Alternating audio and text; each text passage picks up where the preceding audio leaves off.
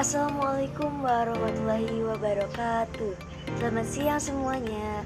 Sebelumnya perkenalkan, nama saya Anissa Nurul Inaya dengan NPM terakhir 086. Di sini saya akan mempresentasikan konsep map yang sudah saya buat, yakni mengenai sel siklus atau siklus sel, yang mana ini tuh membahas mengenai regulasinya dalam mengontrol pertumbuhan tanaman dan juga mengenai siklus sel itu sendiri. Sebelum membahas ke konsep map yang sudah saya buat, di sini saya akan menjelaskan terlebih dahulu sebenarnya apa arti dari siklus sel. Siklus sel sendiri adalah serangkaian peristiwa yang terjadi dalam sel yang mengarah pada pembelahan sel atau aplikasi DNA. Nah, yang mana siklus sel ini terdiri dalam beberapa fase yang memungkinkan untuk sel tumbuh, menggandakan materi genetiknya, dan membelah diri menjadi dua sel anak atau lebih. Nah, tadi kan dinotis ada beberapa fase. Sebenarnya ada dua fase utama yang terjadi dalam siklus sel. Yang pertama adalah fase interfasi atau fase persiapan. Yang kedua adalah fase mitosis atau fase pembelahan. Langsung saja ke mind mapping yang sudah saya buat, yakni ini. Nah, seperti yang teman-teman lihat di sini, bagian awalnya ada tahapan dari cell cycle atau siklus sel.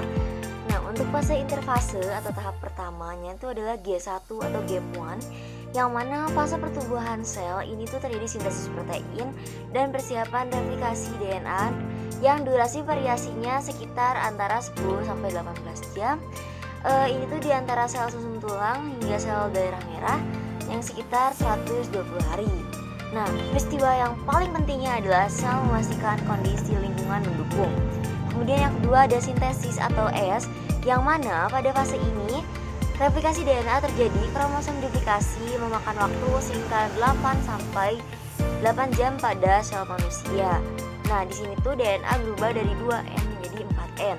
Yang selanjutnya ada G2 atau Gap 2, yang mana sel mempersiapkan pembelahan sel dengan memastikan DNA utuh dan memperbaiki kerusakan, serta sel mempersiapkan pembelahan dengan memproduksi protein dan organel yang baru. Di sini situasi pentingnya adalah pemeriksaan kerusakan DNA sebelum mitosis. Nah, sebenarnya ada fase tambahan di antara interfase ini yang mana disebut sebagai G0 atau fase istirahat, yang mana sel tidak aktif membelah, misalnya sel dewasa yang terjadi pada tanaman. Nah, kan tadi ada dua fase utama. Nah, fase keduanya adalah mitosis. Fase ini adalah di mana sel membelah menjadi dua sel anak. Pembelahan ini tuh biasanya terjadi pembelahan inti antara karyokinesis dan histoplasma atau sitokinesis. Nah, mitosis ini dibagi menjadi beberapa tahap. Seperti yang sudah biasanya dijelaskan, ada 4 tahap, yaitu ada fase. Ada tahap profase, metafase, anafase, dan telofase. Kemudian sel cycle atau siklus sel pada setiap tahapannya. Yang pertama ada G1 atau checkpoint. Ini tuh biasanya memeriksa ukuran sel dan kondisi lingkungan, serta mencegah sel dengan DNA yang rusak dan bereplikasi.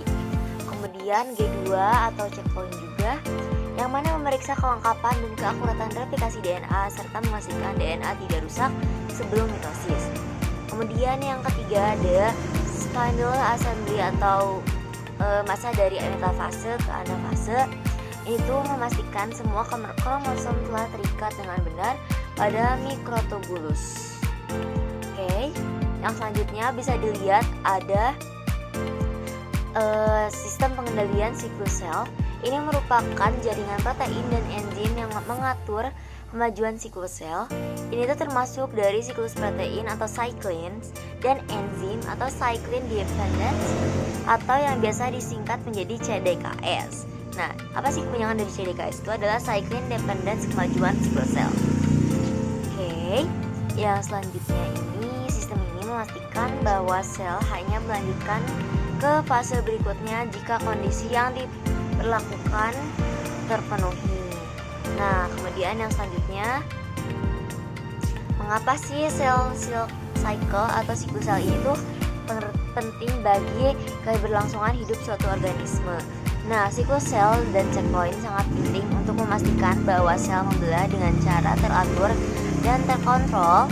Karena jika siklus sel tidak berjalan dengan baik, dapat terjadi pembelahan sel yang tidak teratur, yang dapat menyebabkan pertumbuhan tumor atau kanker pada tumbuhan. Nah, kemudian yang paling penting di sini adalah apa korelasi atau hubungan antara siklus sel dengan pertumbuhan tanaman. Contohnya nih ya teman-teman, di pertumbuhan primer, sel meristem akar atau tunas membelah diri aktif, yang mana pada fase M itu cepat. Kemudian respons stresnya checkpoint G1 menghentikan siklus jika tanah kering. Kemudian regenerasinya, tanaman memperbaiki jaringan rusak melalui pembelahan sel terarah. Kemudian respon lingkungannya, sinyal eksternal, misal hormon auksin, mempengaruhi aktivitas CDK siklin, mengatur pertumbuhan kondisi lingkungan tanaman. Kemudian jika checkpoint gagal, otomatis pertumbuhan abnormal. Kemudian yang keduanya adalah tanaman rentan stres akibat ketidakmampuan memperbaiki kerusakan sel. Nah, adapun contoh kasusnya adalah siklin D pada Arabidopsis mengatur respon terhadap hormon auksin untuk pertumbuhan tanaman. Misal, mutasi pada gen CDKB1:1 Arabidopsis mengakibatkan gangguan pertumbuhan akar. Sekian yang dapat saya jelaskan dalam mind mapping yang sudah saya buat. Wassalamualaikum warahmatullahi wabarakatuh.